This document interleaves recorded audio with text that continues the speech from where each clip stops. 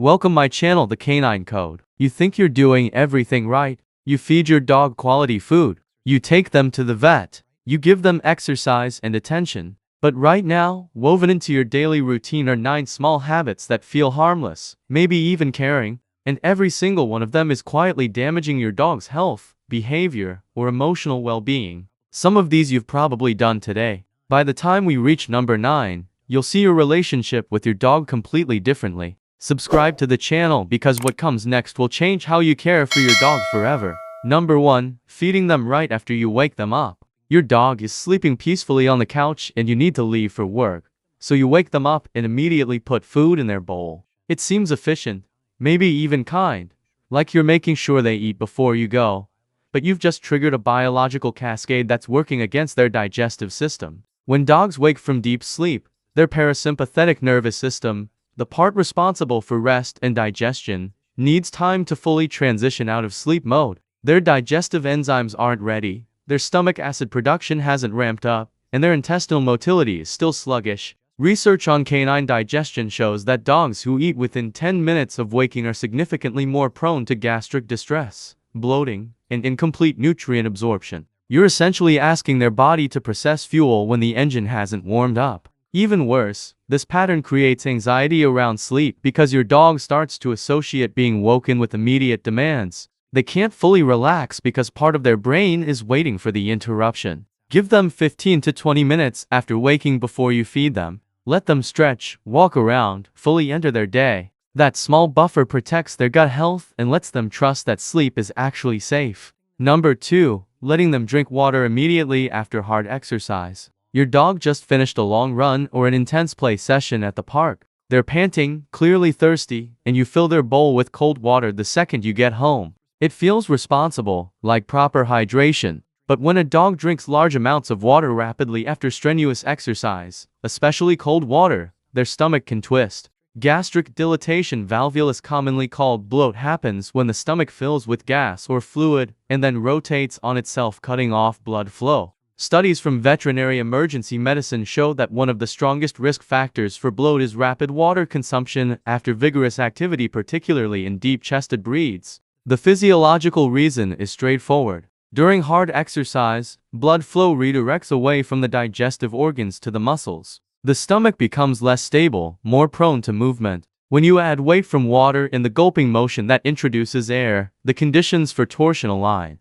Your dog isn't being dramatic when they're panting hard and wanting water. They genuinely need it, but you need to control the flow. Give them small amounts, a few laps at a time with breaks in between. Let their breathing settle. Let their body transition out of exertion mode. That patience could save their life. Number 3. Petting them when they're scared. Thunder cracks outside or fireworks start popping and your dog presses against your leg, trembling. Your instinct is immediate. You reach down. You stroke their head. You tell them it's okay in a soft voice. It feels like comfort. It feels like love, but behaviorally, you've just reinforced the fear response. When you pet a dog during a fear reaction, you're communicating that their current emotional state is correct and should continue. Studies in applied animal behavior show that dogs don't interpret soothing touch the way humans do when they're in a heightened stress state. They read it as approval. Their cortisol levels, already elevated from fear, stay elevated longer. The trembling continues because you've accidentally validated it.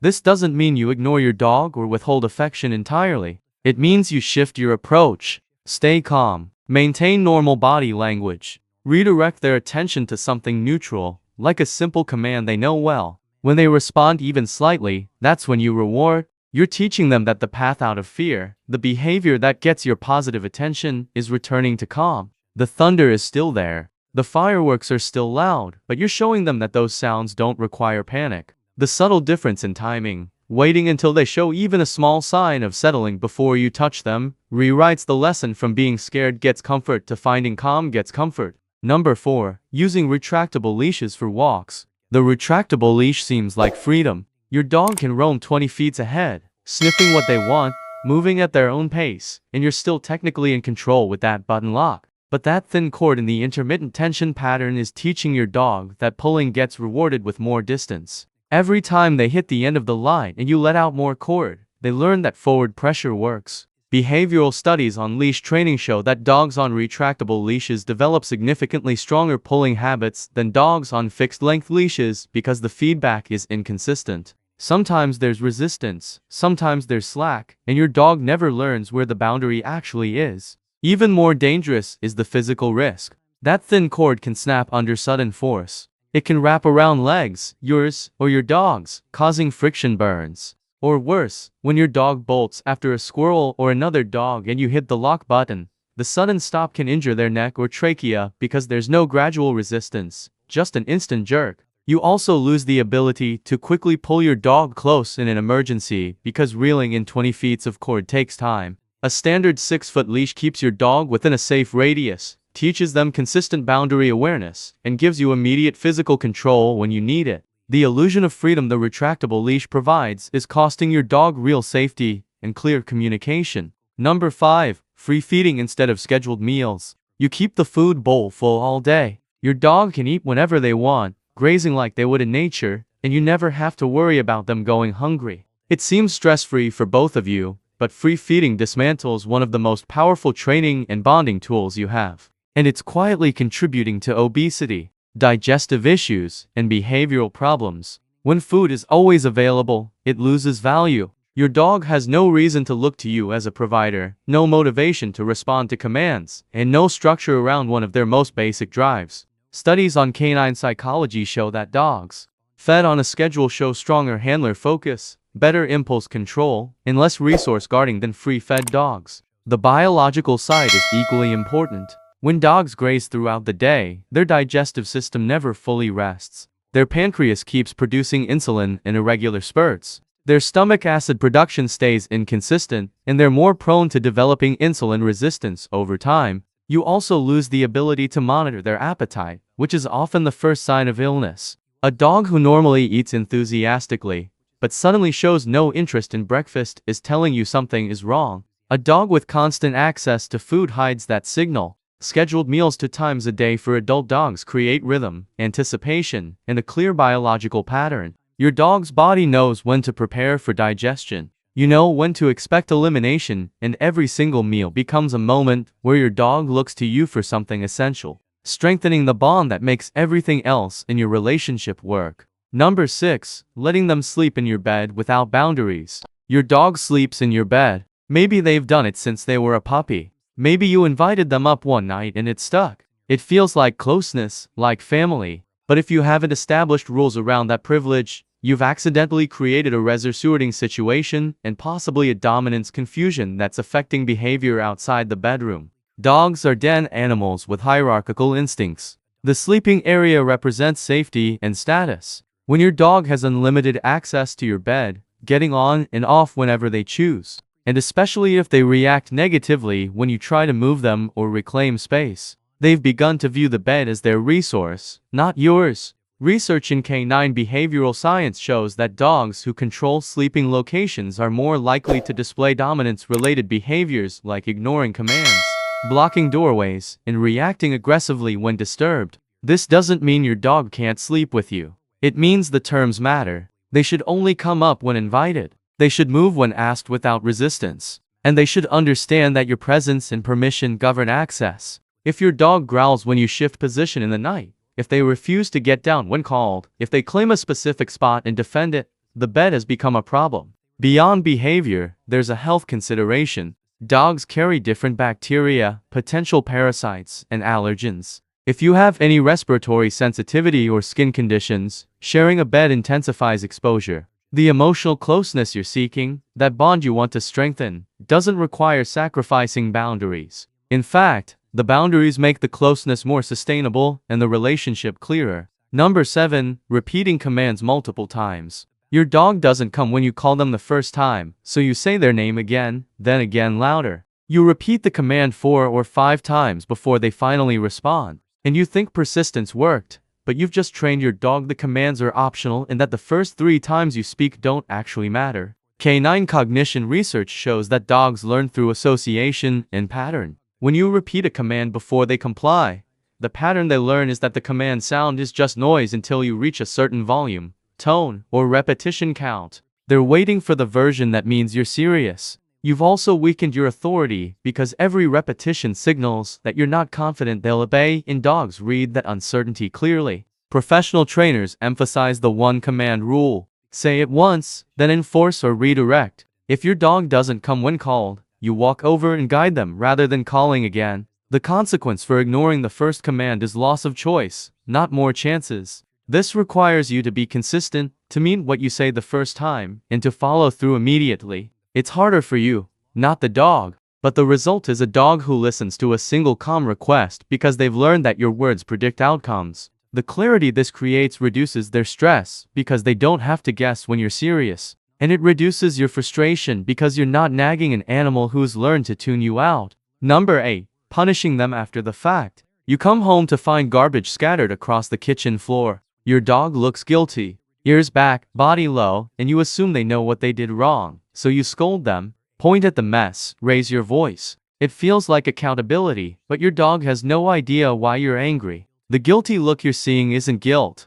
It's a stress response to your body language and tone. Studies on canine cognition and memory show that dogs have an associative memory window of about 3 to 5 seconds. If you didn't catch them in the act within that narrow window, they cannot connect your anger now to the behavior that happened an hour ago. What they learn instead is that your arrival home sometimes comes with unpredictable anger, and the scattered garbage is just part of the confusing environment. You've created anxiety around your presence without teaching anything about the trash. The guilty look appears because they've learned that certain contexts like messes on the floor combined with your tense energy predict punishment. They're responding to you, not remembering their action. If you want to change behavior, you need to catch them in the moment or prevent the opportunity entirely. Secure the trash, manage the environment, and reward the behaviors you want. Punishing after the fact teaches your dog that you're unpredictable and that home isn't always safe, which damages trust far more than it corrects behavior. Number 9. Skipping mental stimulation because they had physical exercise.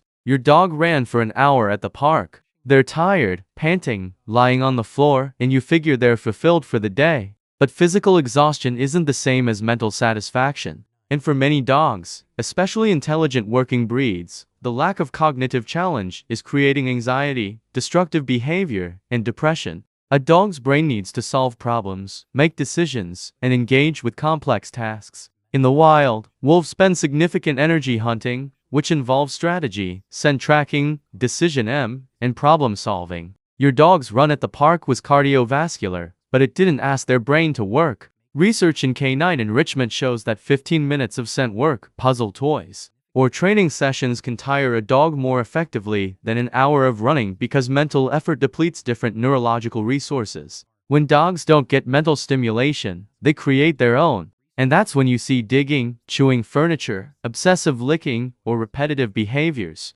They're not being bad. They're desperately trying to use a brain that's built for complex work in an environment that offers none. The most overlooked part of this habit is that it's cumulative. One day without mental challenge doesn't break your dog, but months and years of it create a chronically understimulated animal who's either shut down and depressed or hyperactive and unmanageable. Adding simple activities like hiding treats around the house, teaching new tricks, rotating puzzle feeders, or practicing scent discrimination games gives your dog's brain the workout it's craving. The change in their behavior, focus, and overall contentment will show you just how much they needed something you didn't know they were missing. 9 habits. Some of them you've probably done today, maybe even in the last hour. None of them came from bad intentions. You fed your dog quickly because you were rushed. You gave them water because they were thirsty. You pet them because they seemed scared. But intention doesn't protect against outcome. And the small repetitions, the daily patterns you never questioned have been shaping your dog's health and behavior in ways you couldn't see.